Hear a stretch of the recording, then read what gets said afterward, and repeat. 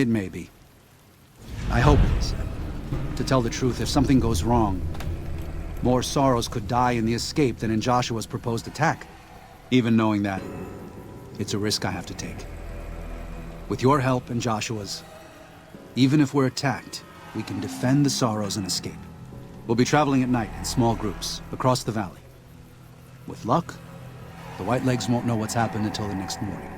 But if the Whitelegs realize what's happening, Joshua and I will need you to help us escape. Don't hold back. I promise you, the Whitelegs won't. Once our path is clear, I'll give you everything you need to get back to the Mojave. But the Pine Creek Tunnel must be collapsed behind us. It's the only way to delay the Whitelegs' pursuit long enough for us to get a head start. Good luck, and may God be with us.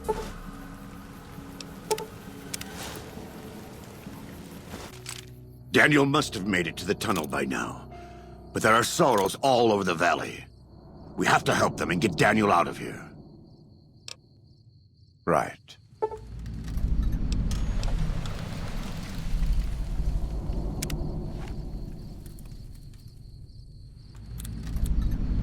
As you like. Watch out for Legion assassins. Fuckers pop up at the worst times. What's the point? It's the only way I know. The time for talk is past. The Lord's work must be done.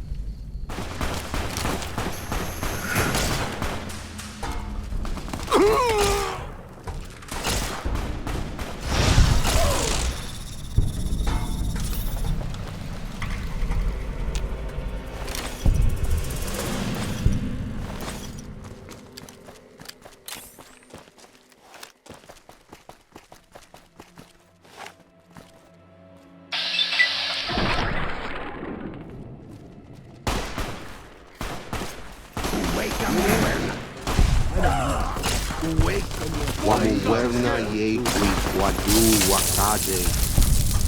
Wamuwerna ye wadu wakade.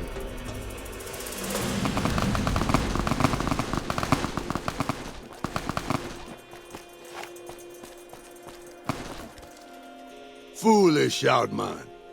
You best Whitelegs you think. By my spear you die! You speak. I listen. Kill you. Maybe I not. Maybe.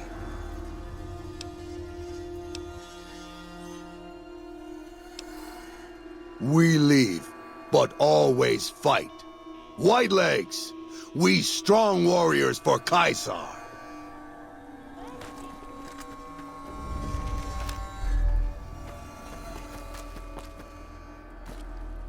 Please, have you done everything you can for the Sorrows? Are they all accounted for? You've done more than I could have ever hoped for. Thank you. And may God protect you for all of your days. Goodbye.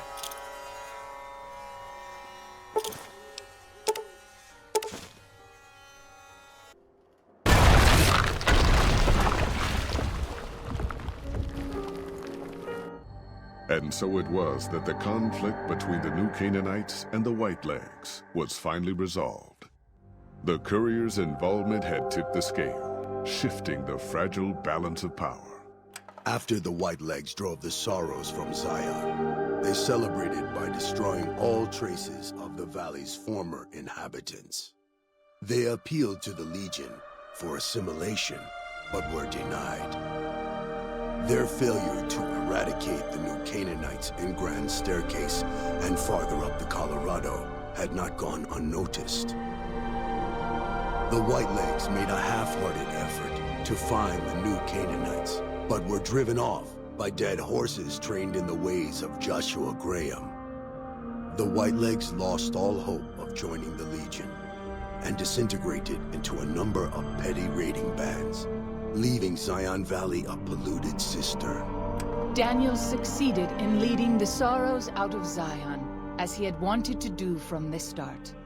The courier protected the Sorrows during the evacuation, ensuring that most reached their destination unharmed. Over the weeks and months to come, Daniel would see to the Sorrows' resettlement in Grand Staircase. Their adjustment to their new home was not without difficulty, but eventually, the Sorrows came to accept the loss of Zion. Having helped Daniel and the Sorrows escape from Zion, the Dead Horses returned to their home at Dead Horse Point. The tribe continued to learn from the new Canaanites, and over many years built a flourishing community along the banks of the Colorado. Though the tribe's bond would endure, it was Joshua Graham's legend the Dead Horses would revere, not the tenets of New Canaan's faith. Already weakened by several seasons of bad trading, the Happy Trails Caravan Company was initially discouraged by the results of its expedition. The fate of New Canaan and the evacuation of the Sorrows from Zion made the prospect of trading seem fruitless. When Daniel told his family about the exploits of Happy Trails employee the courier, however, New Canaan decided to repay the company's kindness. Twice per year, New Canaanites made the dangerous journey west to trade with a company in the city of New Reno. The Happy Trails Caravan Company could not survive on such trading alone, but the New Canaanites' generosity made tough times go easier. Follows Chalk took the courier's words to heart and decided the big cities of the Mojave Wasteland and NCR were best left unexplored. Though he sometimes dreamed of distant lands, he continued to support his family at Dead Horse Point, and eventually, his wanderlust faded. Waking Cloud was distraught when she learned of her husband's death, but took comfort from her tribe and the compassion of the New Canaanites. She forgave Daniel for having concealed her husband's fate from her, and learned to accept his fate. When her grief faded, she took a husband from the Dead Horse tribe. At her bidding, he stayed close to home. After leading the Sorrows from their home in Zion to safety in Grand Staircase, Daniel continued to wonder if he'd made the right choice. He spent his life evangelizing the beliefs of his people to a new generation of young men and women, as his ancestors had for centuries before him. He was happy with his family. But for the rest of his life, there were nights when he awoke with sadness to find he had been dreaming of Zion. And with that, the courier walked out of the history of the tribes of Zion and back to the gathering storm of the Mojave Wasteland.